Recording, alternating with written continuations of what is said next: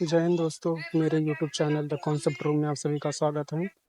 इस वीडियो में हम शुरू करने जा रहे हैं क्राउन रोल का, जो एम लक्ष्मीकांत का जो आगे का पूरा कॉन्सेप्ट है उसको हम पढ़ने जा रहे हैं।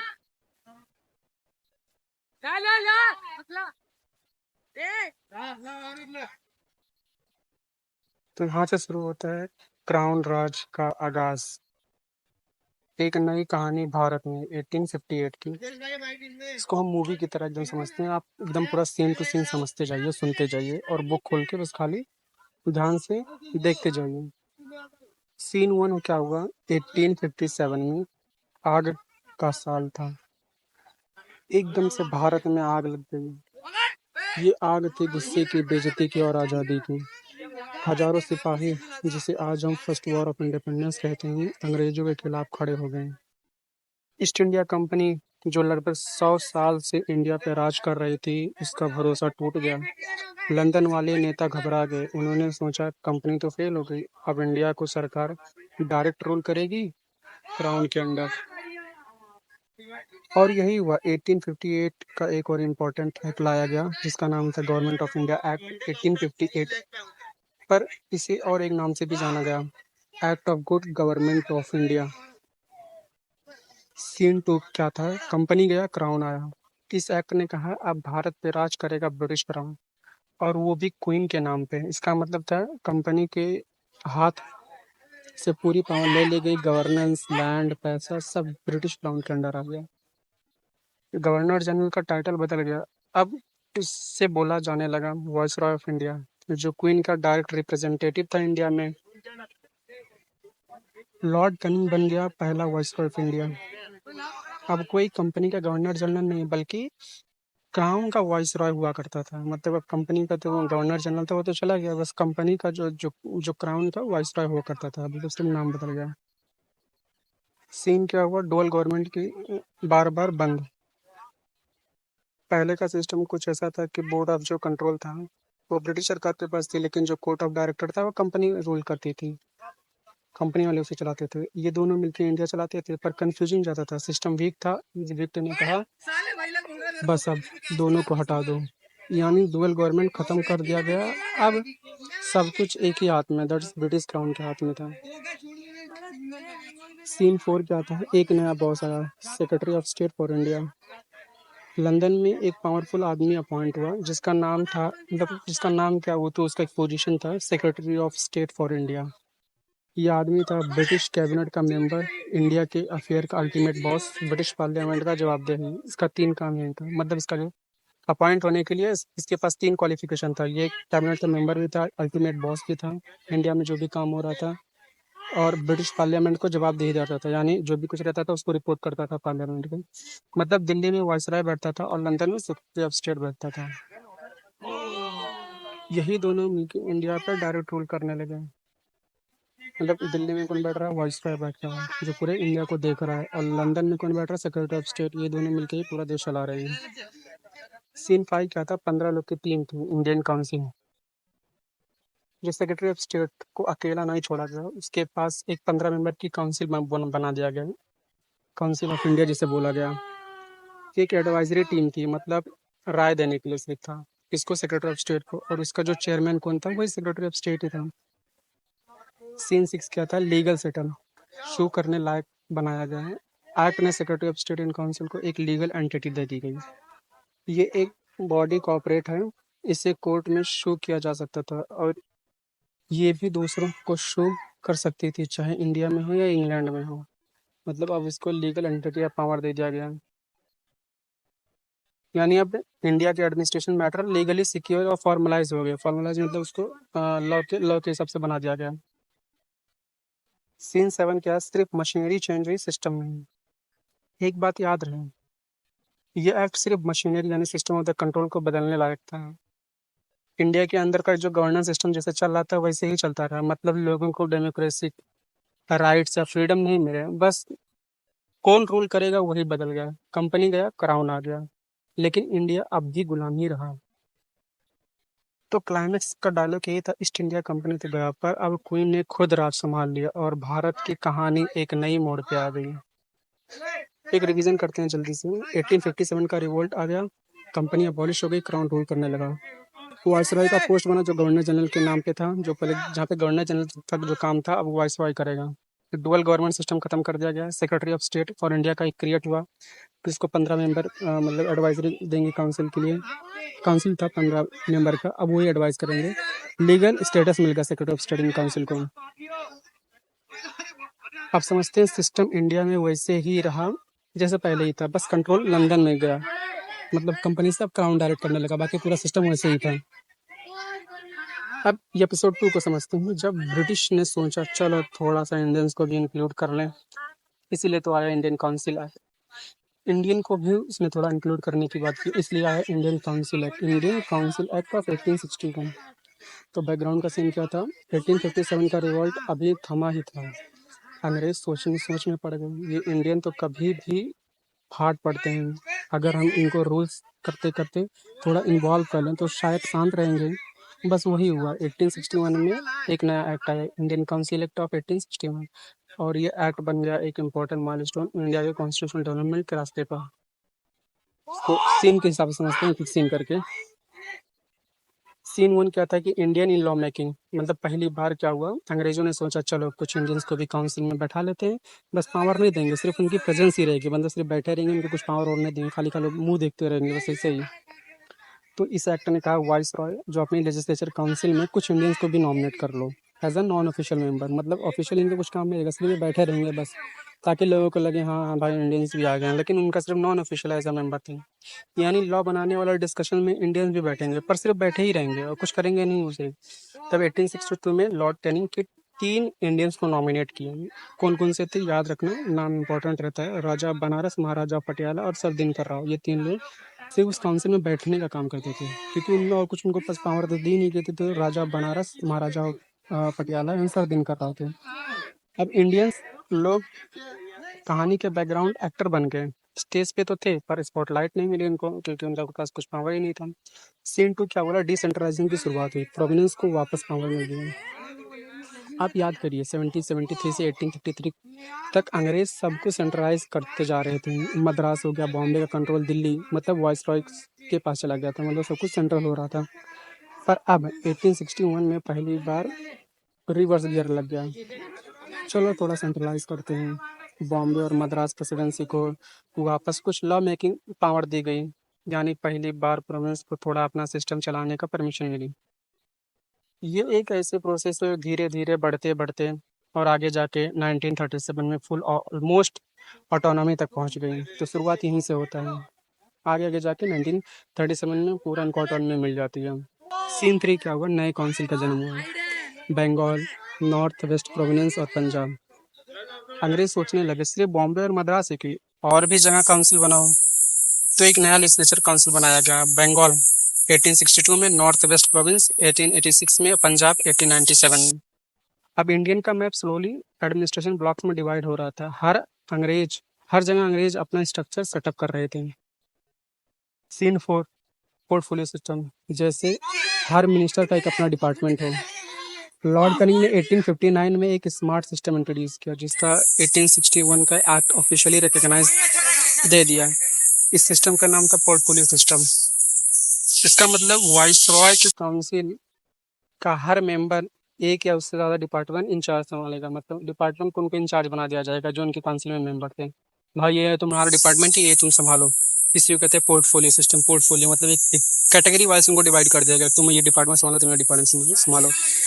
वो अपने डिपार्टमेंट का इश्यूज का फाइनल डिसीजन ले सकता था काउंसिल के नाम पे, मतलब कुछ रिस्पॉन्सिबिलिटी डिवाइड कर दी गई सेंट्रलाइज काम को एफिशिएंट बनाने के लिए।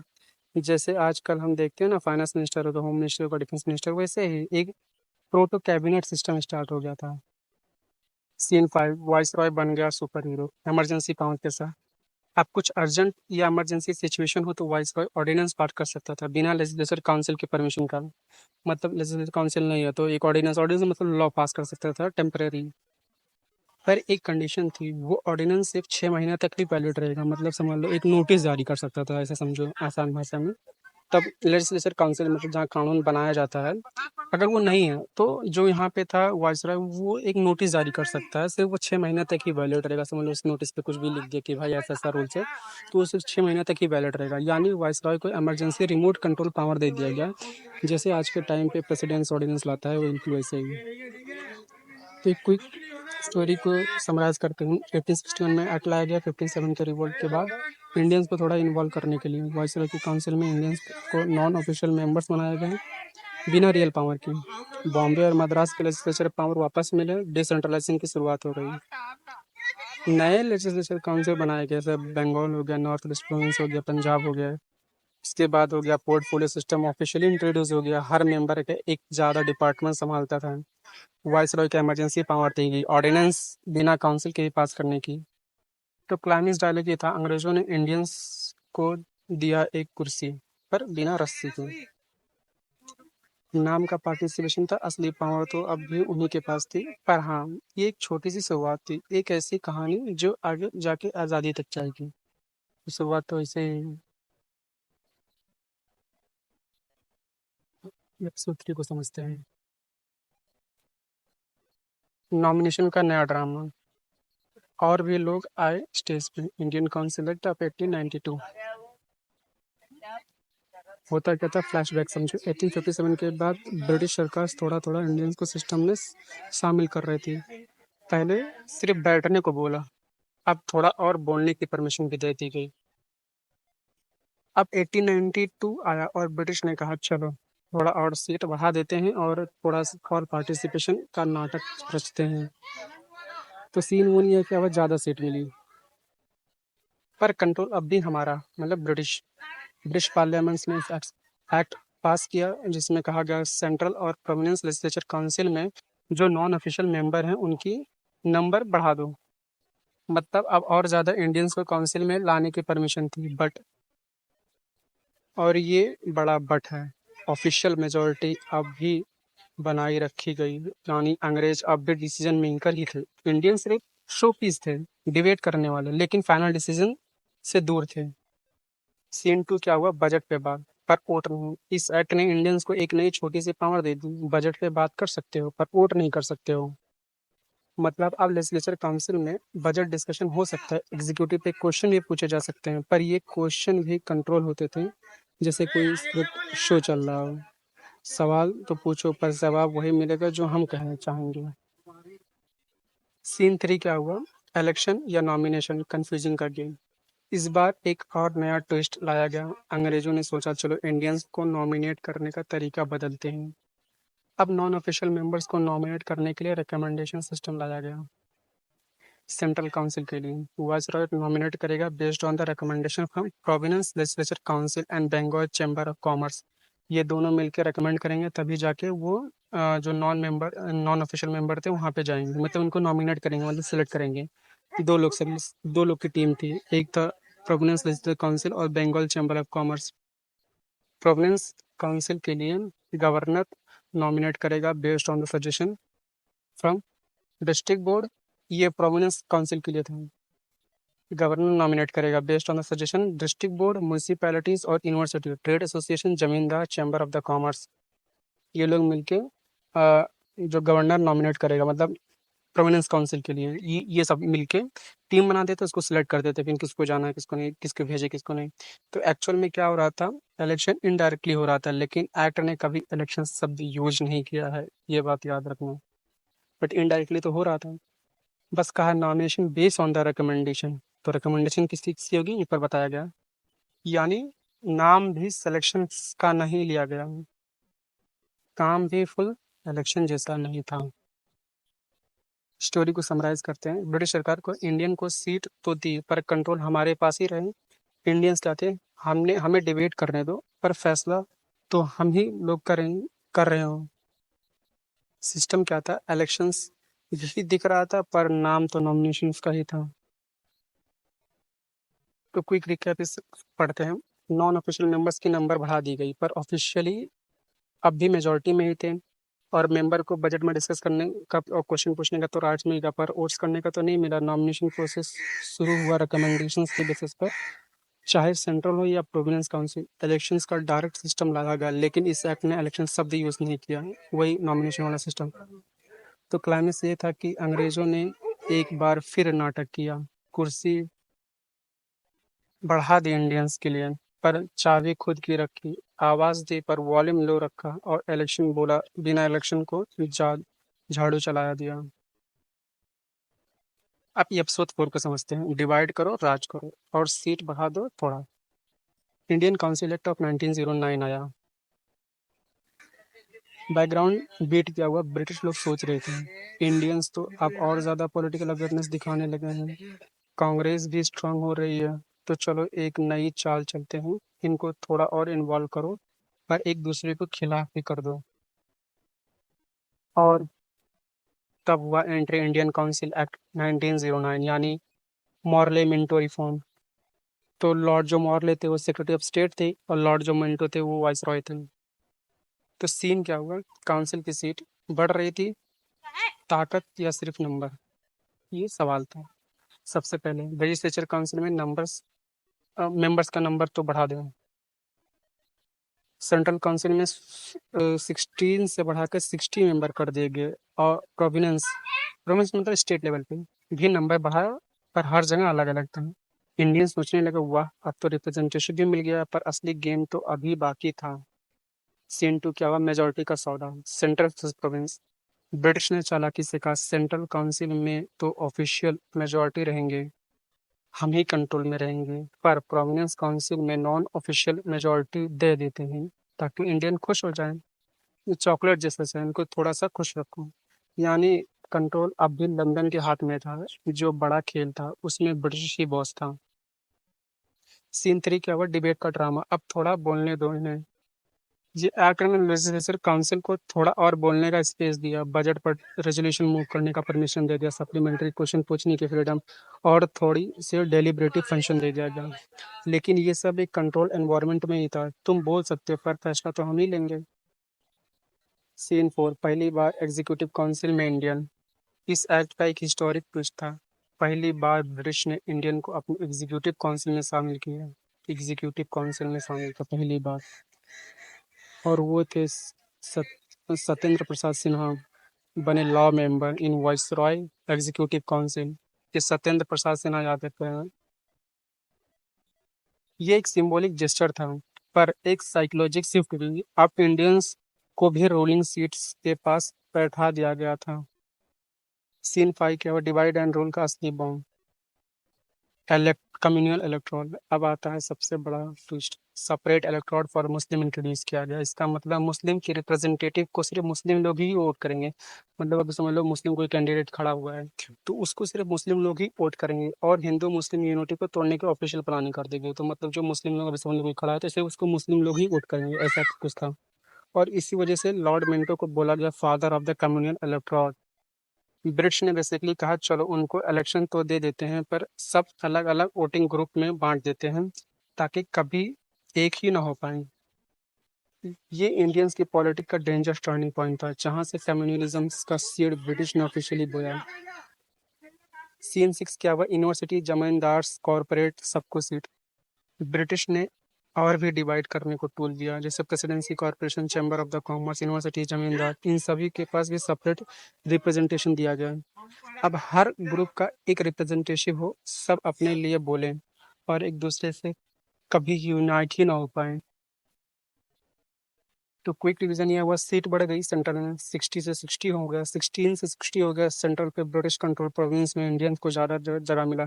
डिबेट करने बोला, budget supplementary question, Satyendra Prasad Sinha पहली बार एग्जीक्यूटिव काउंसिल में आ गए, कम्युनल इलेक्ट्रॉन इंट्रोड्यूस हुआ, मुस्लिम वोट करेंगे फर्स्ट, मुस्लिम के लिए डिवाइड एंड रूल नई स्ट्रेटजी लाई जाएगी, जमींदार यूनिवर्सिटी सबको सीट मिल गई। सीट तो मिले, लेकिन यूनिटी छिन गई। अगली बार इलेक्शन का रंग आया, पर उसमें रंग बिरंगे धागे अलग अलग बांध दिए गए। मॉर्ले मिंटो ने चाहा कि कम्युनिज्म पर तीर चला दिया इसने, और हिंदुइज्म का दिल में एक और दरार पड़ गई। ये था सारा वीडियो, सारे कंटेंट। आगे हम लोग नेक्स्ट वीडियोस में सारे जो पॉइंट है उसको कवर करेंगे। तब तक के लिए जय हिंद।